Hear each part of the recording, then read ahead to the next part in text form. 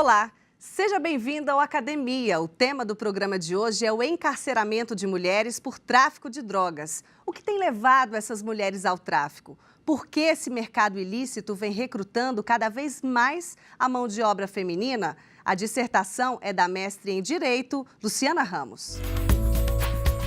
Por amor ou pela dor?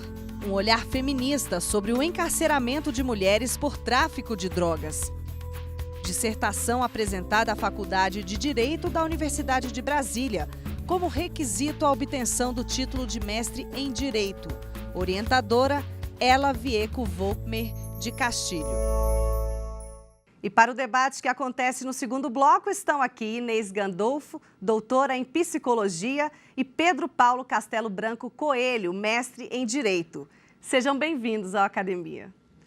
E para entender melhor o assunto dessa dissertação, confira um rápido resumo da pesquisa. Além das grades, mulheres dividem celas, sonhos e angústias. A dissertação de Luciana Ramos busca entender os motivos do aumento do número de mulheres encarceradas por tráfico de drogas no Brasil e particularmente no Distrito Federal.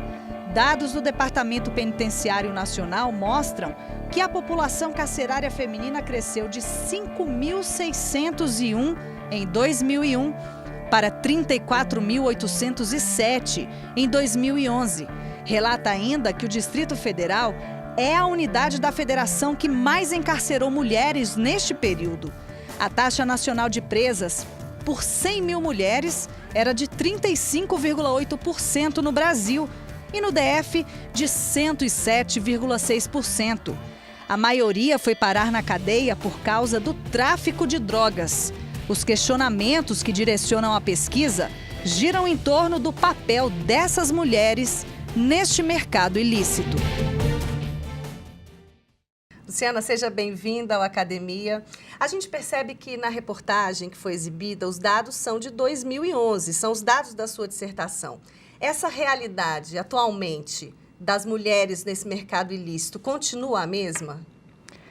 Eu gostaria de, primeiramente, agradecer a oportunidade de dialogar sobre a minha dissertação, que foi produzida e defendida entre 2010 e 2012. Esses dados, eles não modificaram, no sentido de continua um crescimento, continua um aumento no encarceramento de mulheres por tráfico de drogas. O que talvez a gente pode perceber como mudança nos dias atuais em virtude de diversos trabalhos, inclusive do CNJ, em discutir e debater sobre o encarceramento de mulheres, na esfera da execução penal, algumas situações melhoraram no sentido de melhor condições no sistema carcerário. Mas em termos de processo de criminalização, não. Então, o que eu estou chamando de processo de criminalização? Não adianta a gente pensar no encarceramento de mulheres só já na esfera da execução penal, só no presídio. A gente precisa pensar antes. Então, a começar por uma lei de drogas que encarcera indiscriminadamente todo mundo como traficante. O que a gente percebe, na verdade, é que muitas dessas mulheres, elas são primárias, né? Então, naquele momento da pesquisa, 2011, a maioria delas eram primárias, que tinham levado pequenas quantidades de droga ou para o presídio ou tinham sido pegas num tráfico internacional, em aeroportos, principalmente em aeroportos. Luciana, você fala com muita propriedade desse assunto. Você já trabalhou no sistema penitenciário, né? Eu li na sua dissertação. Mas eu queria te perguntar, uma curiosidade em relação ao título. Você diz por amor ou pela dor. A motivação, então, ela é o amor? Ela é essa possibilidade de ascensão financeira no mercado ilícito? Essa realidade, ela varia de estado para estado? Como é que é esse cenário na realidade? O que leva essa mulher a entrar nesse mercado ilícito? Então, o título da dissertação foi justamente a minha inquietação. Como eu trabalhei no Departamento Penitenciário Nacional de 2005 a 2011, eu me incomodava muito a afirmação de que todas as mulheres que estavam sendo condenadas por tráfico, elas estavam sendo porque eram ludibriadas, porque eram levadas pelos companheiros, e isso me incomodava. Não que eu via outra coisa, mas eu queria questionar isso me inquietava. E quando eu comecei a pesquisar para a dissertação, embora eu já conheço todos os presídios femininos do país, mas quando eu comecei a estudar a dissertação aqui no Distrito Federal, e é importante frisar que o Distrito Federal foi escolhido porque era, à época, o lugar que mais encarcerava mulheres por tráfico de drogas, eu fui percebendo, existem esses casos? Existem. E o Distrito Federal, ele tem uma peculiaridade, porque naquele momento a gente tinha, e aí eu estou falando daquele momento pelo recorte da pesquisa, né? Hoje eu não saberia dizer, mas naquele momento a gente tinha um perfil muito diferenciado das mulheres condenadas por tráfico, porque a gente tinha um número considerável de mulheres que estavam em posições de comando no tráfico. E aí isso me chamou também muito a atenção. E no diálogo, na pesquisa, na colmeia, durante os 2 meses que eu fui lá, foi ficando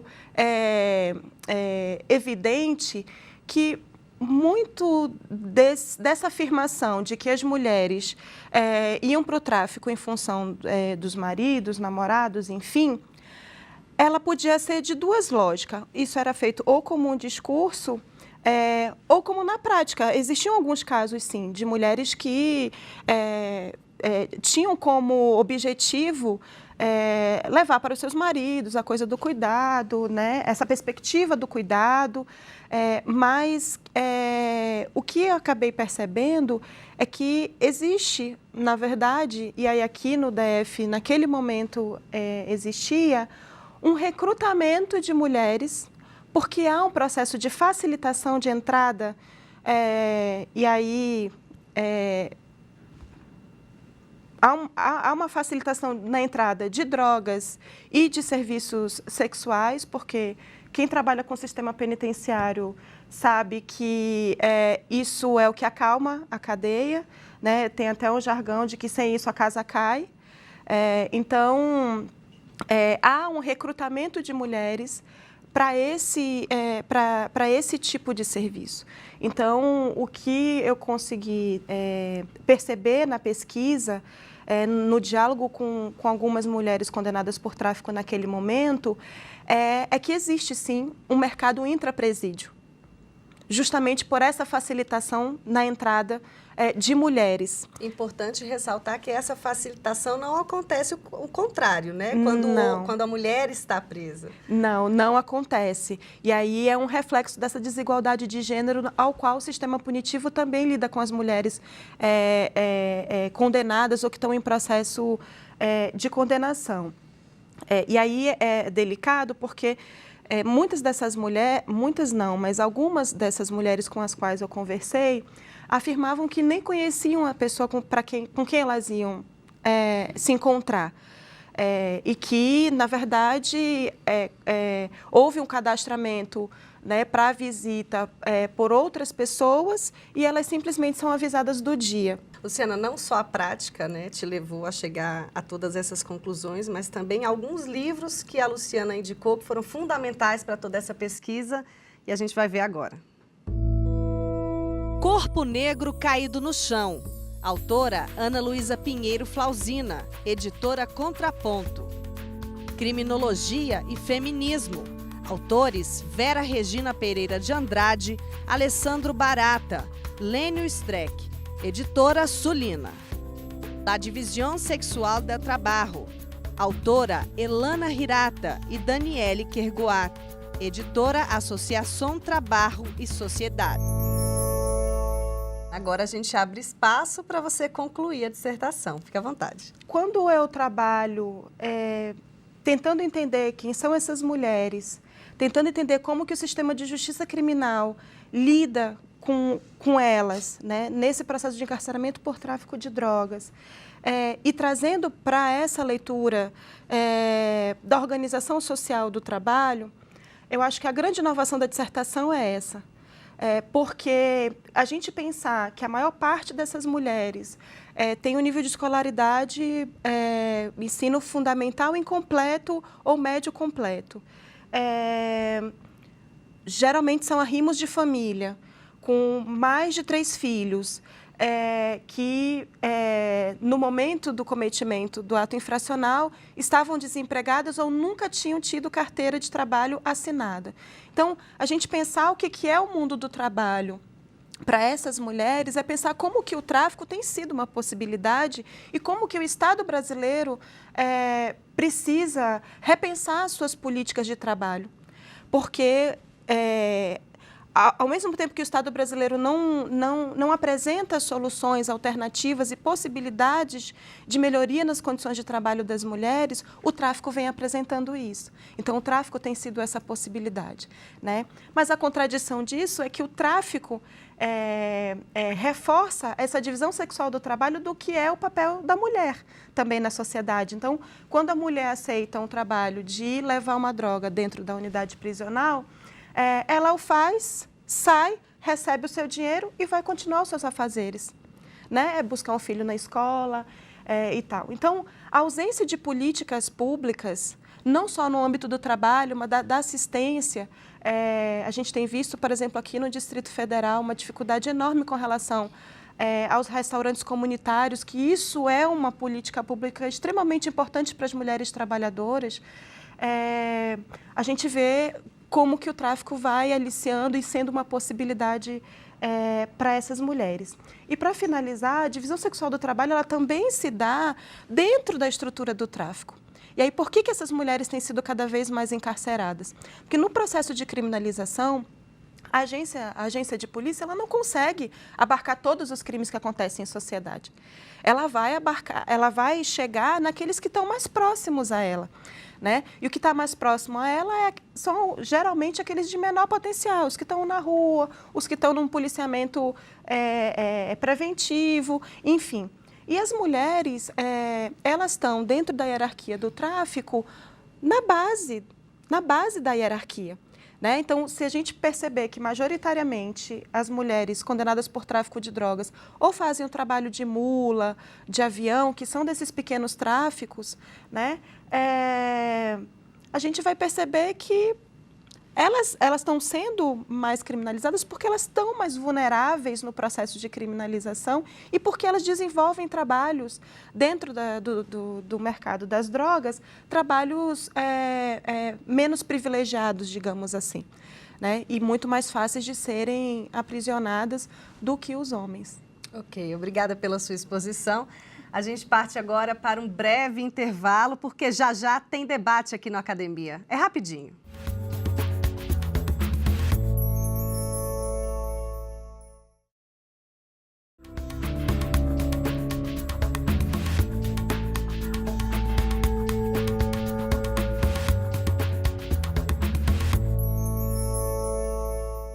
Estamos de volta e agora para começarmos o debate sobre o encarceramento feminino por tráfico de drogas e a realidade dessas mulheres neste mercado ilícito. Para indagar a nossa pesquisadora estão aqui Inês Gandolfo, doutora em psicologia, e Pedro Paulo Castelo Branco Coelho, mestre em direito. Vamos começar então o debate. Podemos começar pela senhora, Inês? Sim, pois não. Eu queria te parabenizar por esse brilhante trabalho. Foi um grande prazer ler a sua dissertação, embora com bastante desconforto em relação ao que esse tema suscita, como ele incomoda, como ele de fato traz à tona o lamentável quadro nosso, né, em relação às políticas carcerárias que são bem desumanas, né, e mais desumana ainda com os mais frágeis, né. E é uma política que não tive como me furtar uma metáfora que é de bater em quem já está apanhando, né? Eles escolhem justamente aquelas pessoas que estão numa condição muito sofrida e eles são os que são mais penalizados, né, em relação a isso. Bem, algumas inquietações me vieram a partir dessa leitura e eu acho que o seu trabalho foi muito rico para mim nesse sentido, porque mais do que respostas, ele levantava uma série de reflexões e de perguntas, né, que podem ser, inclusive, inspiração para outros trabalhos. Eu achei você muito corajosa por ter lidado, por ter feito esse trajeto que você faz, esse percurso que você faz, e à luz de uma teoria também que sofre uma série de preconceitos, que é o próprio feminismo, né? E nesse lugar, né, que você se coloca desde o início, enquanto mulher negra, enquanto uma mulher que conhece bem o trabalho que é feito lá, você se apropriou disso com toda legitimidade, né? E isso te dá, assim, realmente um trânsito que dá mais qualidade ainda para o trabalho que você fez.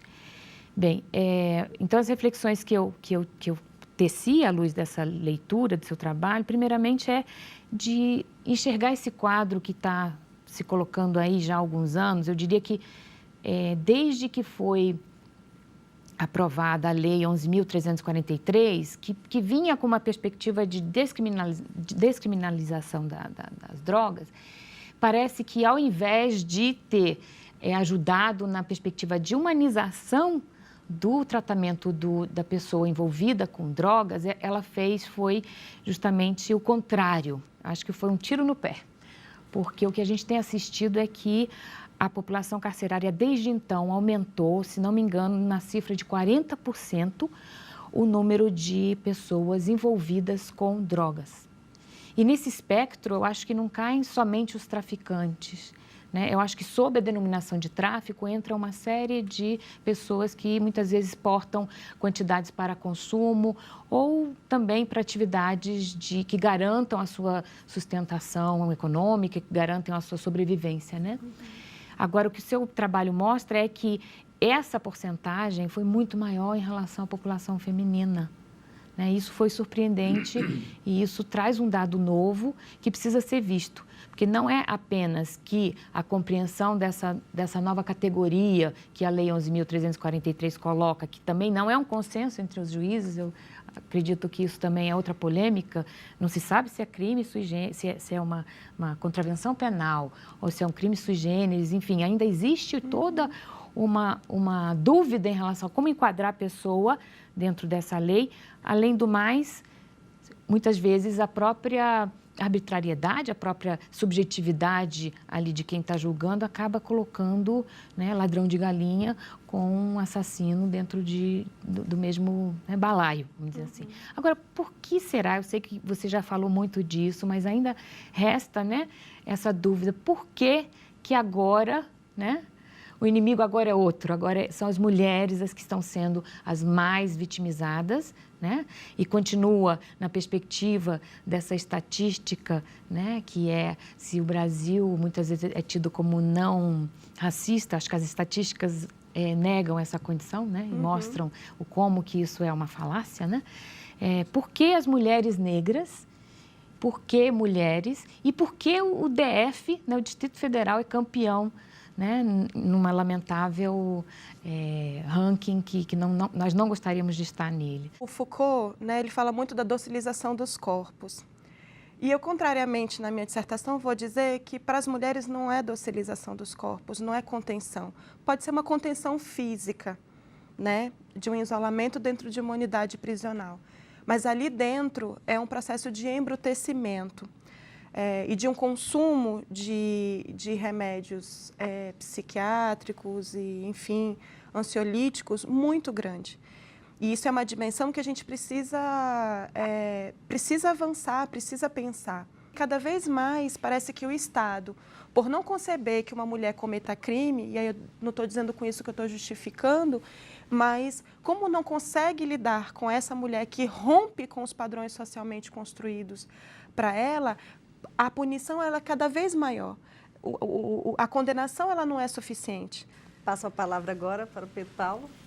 Eu vou pegar o mote da tipificação penal. Na jurisprudência, não só brasileira, como internacional, em vários estados, em vários países que nós visitamos e conhecemos a legislação, não há uma diferenciação de gênero. Mulher ou homem, todos, aquele que praticou será punido, será tipificado, haverá a subsunção. Então, a igualdade de direitos ela é latente entre nós. Não há como o legislador fazer essa diferenciação de gênero quando se trabalha com a tipificação penal. Não vejo como uma saída salvo para aquela situação, para aquelas situações em que aquele que vai executar a pena, o juiz de execução que aplica a LEP, a lei de penal, né, de execução penal, se ele vai ou não fazer uma dosimetria depois de receber já um processo, já com trânsito em julgado, tudo firmado para o cumprimento da pena. Não vejo como, a não ser dizer, esse aqui é gênero feminino, esse aqui é masculino. Então, vai para um estabelecimento penal e outro para outro estabelecimento. Não há como fazer essa diferenciação. Então, o que acontece? O legislador sempre vai se topar com o postulado de todos são iguais perante a lei. O que se pode admitir, e é nessa primeira parte que eu estou adentrando no seu trabalho, é com relação à lei de execução penal. Como fazer para tentar, eu não diria, o termo seria mais correto, de segurar essa aplicação da lei mais rigorosa e aplicá-la mais amena, mais branda. Eu queria saber como seria essa situação. Esse é o primeiro dado. O segundo dado que eu vejo é como fazer essa diversificação ainda no processo de instrução criminal. Vamos interrogar uma mulher, não vamos interrogar um homem, vamos saber diferenciar aí o que nós podemos fazer com relação a um e outro, se nós vamos admitir a igualdade de direitos entre eles. Então, a mulher tem que ser penalizada por uma determinada pena branda e o homem numa pena mais forte. Porque o potencial ofensivo do tráfico de drogas, ele é tão forte num gênero como no outro. A tipificação é uma só.